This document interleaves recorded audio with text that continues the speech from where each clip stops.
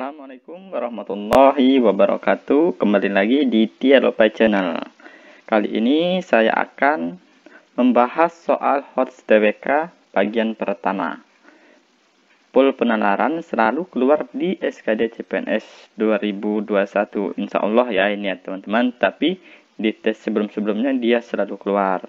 Dan pool pembahasan. Jadi jangan skip ya video ini. Langsung saja kita bahas nomor 1. Nasionalisme merupakan paham di mana setiap orang memiliki rasa cinta bangsa dan tanah air. Nasionalisme yang menekankan kepentingan nasional berada di atas kepentingan individu, sehingga individu harus setia kepada negara merupakan ciri nasionalisme jenis. Di sini ada jenis-jenis nasionalisme. Jadi teman-teman harus memahami ya. Sekarang Mimin mau menjelaskan satu persatu ini teman-teman. Nasionalisme di pertanyaan di sini. Nasionalisme yang menekankan kepentingan nasionalisme berada di atas kepentingan individu. Ini kata kuncinya ya. Sekali lagi, kepentingan nasionalisme di atas kepentingan individu. Oke, sekarang kita lihat. Kepentingan tradisional. Nasionalisme tradisional adalah nasionalisme yang menekankan kepada budaya. Berarti bukan ya teman-teman yang bukan. Ini karena dia menekankan kepada budaya. Sedangkan di pertanyaannya itu kepentingan nasional di atas kepentingan individu. Bukan. Yang A ya. Sekarang yang B. Coba. Nasionalisme humaniter adalah nasionalisme yang bersifat demokratis yang menekankan kepada khas bangsa. Ini bukan juga ya yang B. Oke, sekarang yang irasional. Irasional ini tidak ada teman-teman. Tidak ada di macam-macam nasionalisme. Itu tidak ada.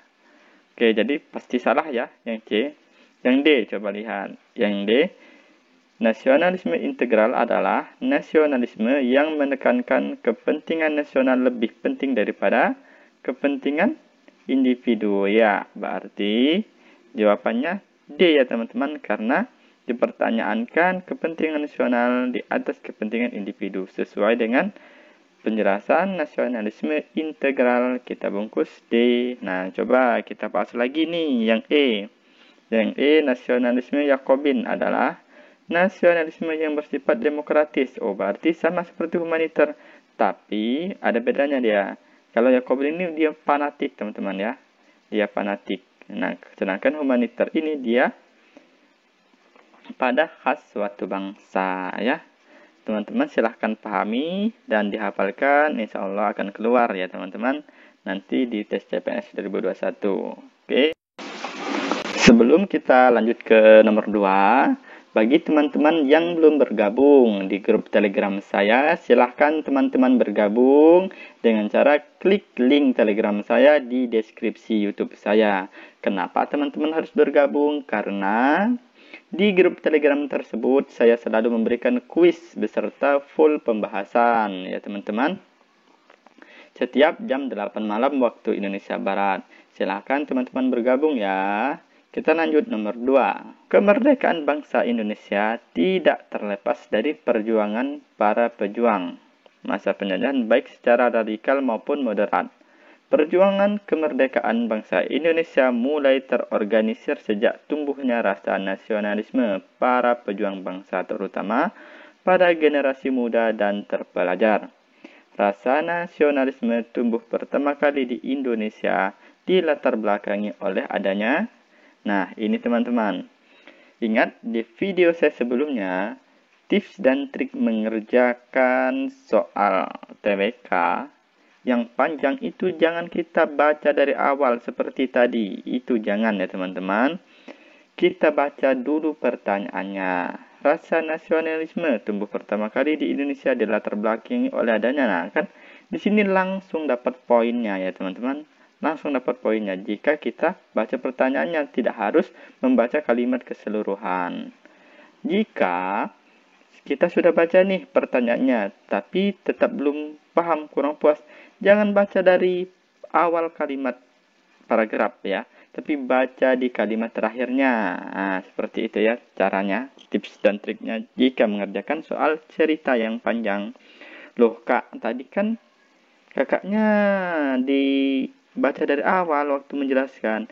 Ya benar, ini saya baca dari awal karena di sini kita belajar teman-teman, bukan ujian sebenarnya. Jadi kakak baca dari awal ya teman-teman supaya teman-teman paham. Oke, kembali lagi ke laptop. Jadi di sini pertanyaannya, rasa nasionalisme tumbuh pertama kali di Indonesia dilatar belakangi oleh adanya, ayo, kenapa teman-teman? A. Munculnya gerakan orang-orang bumi putra terpelajar. Kita simpan dulu ya teman. Ini. B. Masuknya pengaruh paham-paham yang berkembangan di negara-negara Eropa. Jauh sekali ya teman-teman. Jadi kita eliminasi. C. Transisi corak kehidupan rakyat ke masa industri. Ini rupanya jauh juga teman-teman. Ya, tidak nyambung ya. Yang D.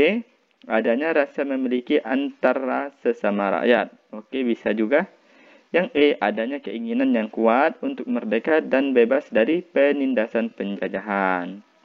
Jadi, sepertinya di sini yang E ya teman-teman. Kenapa? Karena kan rakyat ini capek teman-teman. Itu ceritanya ya, kita pakai bahasa awam aja. Rakyat itu capek, dijajah terus, ditindas terus, sehingga rakyat ini kepingin bebas, tidak ditekan-tekan. Nah, tidak ditindas-tindas. Sehingga bersatulah rakyat Indonesia mempunyai keinginan yang tinggi supaya tidak dijajah. Nah, jadi sepertinya yang E nih ya. Kita bungkus saja yang E. Nah, menurut Mimin yang E nih teman-teman, jawabannya nomor 2. Sekarang lanjut nomor 3. Ketika masa pemerintahan Orde Baru, sistem pembangunan bersifat sentralistik. Pembangunan yang dijalankan masih berpusat di kota tertentu. Hal tersebut menyebabkan adanya kesenjangan antara daerah di Indonesia. Kondisi tersebut dapat menghambat tercapainya integritas nasional. Karena, ayo, kenapa teman-teman? Ini kan soalnya agak pendek ya, tidak apa-apa kita baca dari awal. Kenapa kok bisa menghambat tercapainya integritas nasional? Nah, coba kita lihat pilihan gandanya. Yang A mengarah pada kondisi kurang adanya toleransi antar golongan. Kurang nyambung, berarti kita eliminasi ya. Yang B, ketidakpuasan terhadap ketimpangan dan tidak meratanya hasil pembangunan. Ya, bisa jadi ya teman-teman. Yang C, menciptakan kondisi kurang sadarnya masyarakat Indonesia terhadap ancaman dan gangguan dari luar. Tidak nyambung, kita eliminasi. Yang D, memicu terjadinya krisis berkepanjangan. Tidak nyambung juga, eliminasi. Yang E, kurangnya penghargaan terhadap kemajemukan. Kurang nyambung juga, kita eliminasi. Jadi jawabannya yang B ya. Kenapa yang B? Di sini kan sudah ada kata-kata ketidakpuasan terhadap ketimpangan dan tidak meratanya hasil pembangunan. Nah, ini nih, tidak merata hasil pembangunan. Di sini kan ada ini. Pembangunan yang dijalankan masih berpusat di kota tertentu. Nah, sehingga masyarakat ini tidak puas. Kok di bagian barat, Indonesia bagian barat, ini ya jadi kota ya, kita yang bagian timur tidak ya. Nah, seperti itu. Sehingga integritas nasionalnya kurang tercapai karena ada pembangunan yang tidak merata. Jadi kita bungkus B ya teman-teman. Mimin harap bisa dipahami ya. Sekarang kita lanjut nomor 4. Nah, ini panjang ini teman-teman ya. Agak panjang. Coba kita baca pertanyaannya. Dalam hal tersebut, Pancasila sebagai nilai-nilai ideologi yang dimiliki oleh bangsa Indonesia berperan penting sebagai, ayo, sekarang fungsi ideologi. Fungsi ideologi ini apa? Sebagai apa teman-teman coba? Sebagai filter. Kepencet teman-teman ya. Maaf ya teman-teman.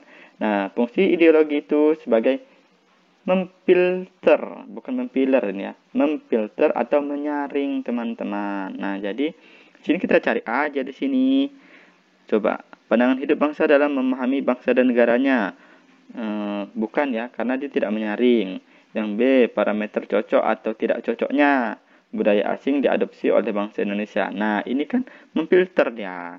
Kenapa kok memfilter? Karena dia sebagai tolak ukur ya, cocok atau tidak cocoknya budaya asing diadopsi oleh bangsa Indonesia. Jika budaya asing yang akan diadopsi oleh bangsa Indonesia ini cocok sesuai dengan norma-norma, itu tidak apa-apa ya. Ini sebagai filter ya teman-teman. Tapi kalau dia tidak cocok, ya ditolak dong dari Indonesia kan. Seperti itu ya teman-teman. Jadi fix ya, ideologi itu sebagai penyaring atau tolak ukur cocok atau tidak cocoknya masuk ke Indonesia di soal ini ya teman-teman. Jadi kita bungkus B. Coba sekarang kita lihat jawaban yang C. Ideologi bangsa di dunia dalam membentuk kebudayaan dan tatanan sosial yang lebih baik. Kurang tepat ya. Nilai dasar bagi tumbuh dan berkembangnya globalisasi yang lebih baik. Juga kurang tepat. Yang E, nilai falsafah bangsa-bangsa dalam membentuk kebudayaan yang lebih beradab. Ini kurang tepat juga. Jadi fix B kita bungkus. Lanjut ke nomor 5. HAM atau hak asasi manusia merupakan hal yang melekat pada kehidupan dan keberadaan manusia sebagai makhluk ciptaan Allah.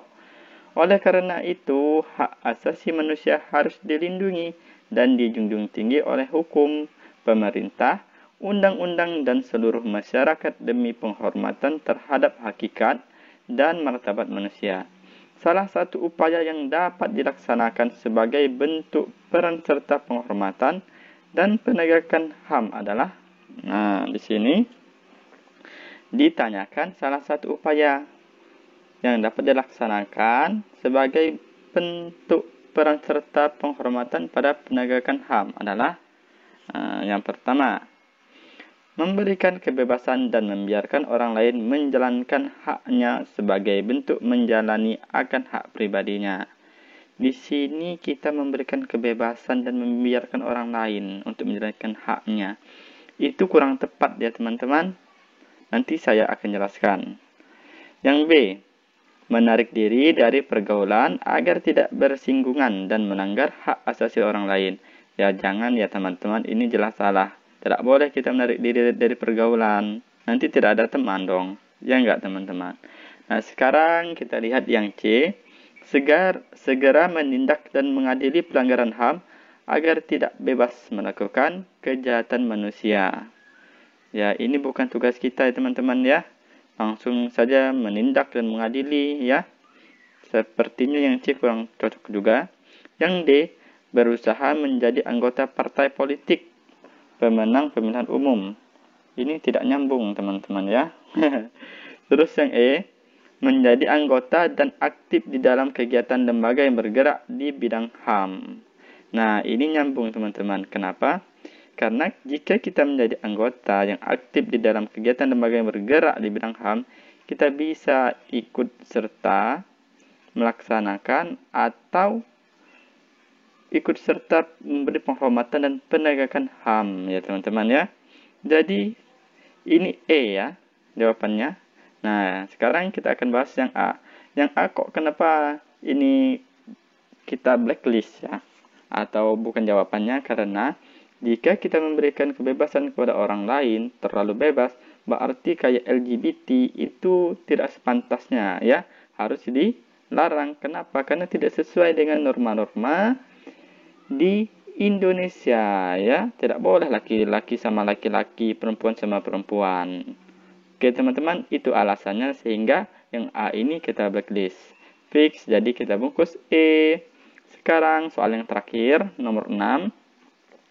Komisi Pemberantasan Korupsi atau KPK merupakan lembaga negara yang berperan besar dalam menjamin akuntabilitas penggunaan uang negara dalam penyelenggaraan pemerintah.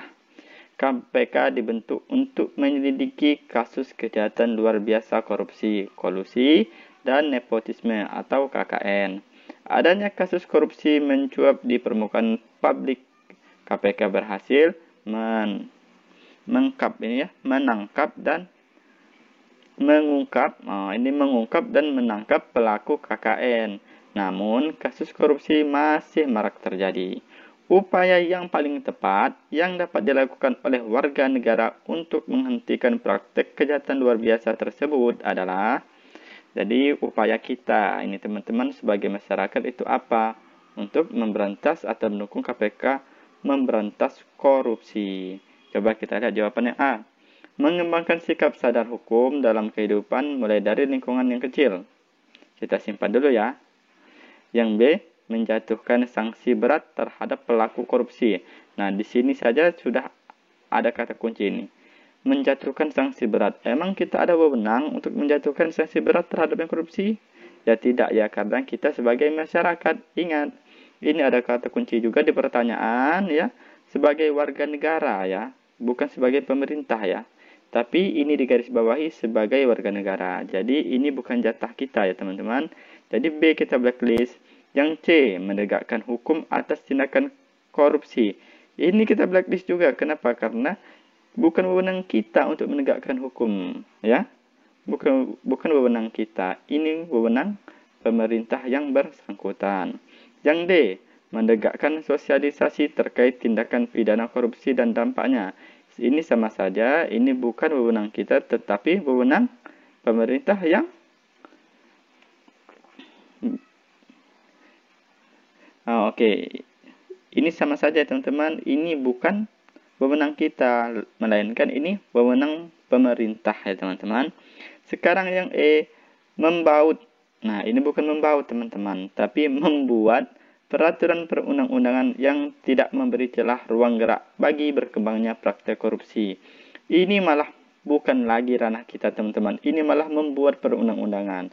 Membuat perundang-undangan itu tugas siapa teman-teman? Itu tugas DPR ya teman-teman. Jadi ini kita blacklist juga. Berarti jawabannya yang A ya teman-teman.